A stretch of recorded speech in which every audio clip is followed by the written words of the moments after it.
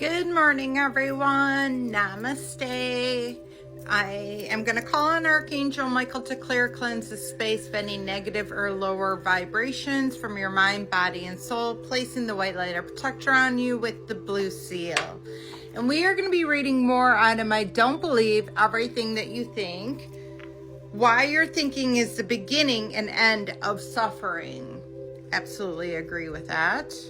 And we are in chapter 2, the root cause of suffering. And it says, Young Monk, the Empty Boat, a Zen story about how thinking is the cause to your own suffering.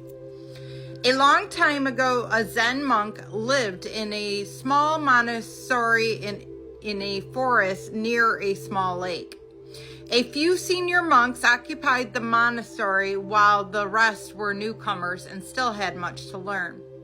The monks had obligations in the monastery, but the most important ones were their daily routines, where they had to sit down, close their eyes, and meditate in silence for hours at a time. After each meditation, they had to report their progress to their mentor. The young monk had difficulty staying focused for his meditation practice for various reasons, which had made him very mad. After the young monk reported this progress to the mentor, the elder monks asked a simple question with a hidden lesson. Do you know what is really making you angry? The young monk replied, well, usually as soon as I close my eyes and meditate, someone is moving around and I just can't focus. Sounds like me, ADHD.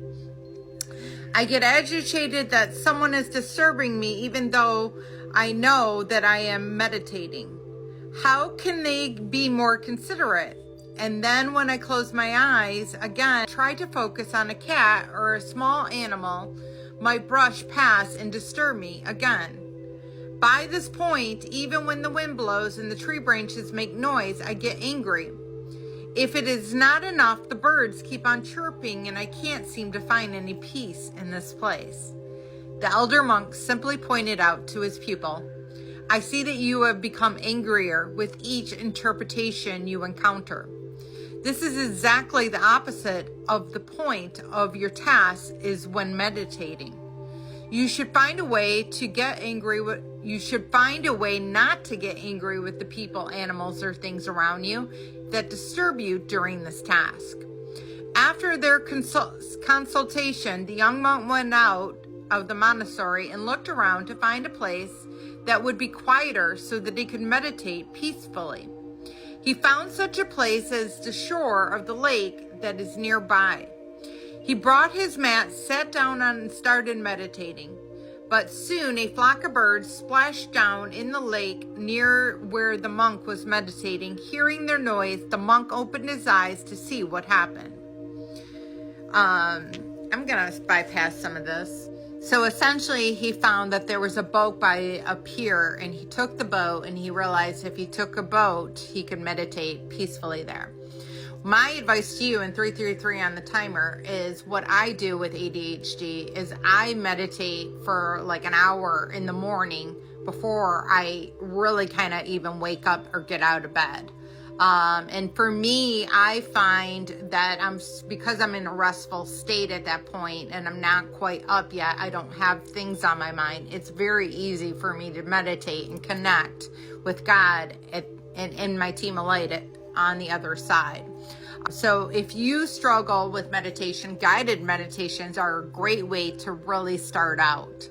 But honestly, meditating can be gardening, meditating can be going for walks, meditating can be going for walks in the woods.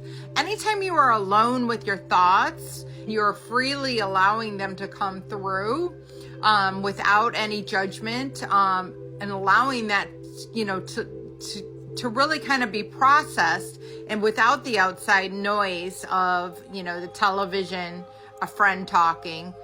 If you're doing the dishes, you can meditate through that. So really understand that it's not other people or situations or circumstances that you need to be concerned about. So I'm going to leave it at that. But just know I really struggled with meditating in the beginning. And now I meditate 1 to 2 times a day, every day, and I look forward to it. Yesterday I just went and sat. I put a lawn chair out in my backyard and I just went and sat. I looked at the sun. I allowed the birds to flow around me. There was a rainbow that came in the clouds, and I just was able to really kind of just process the day, thank God, be in a state of gratitude, and that is meditating. So I love you all. Have a blessed day, and namaste.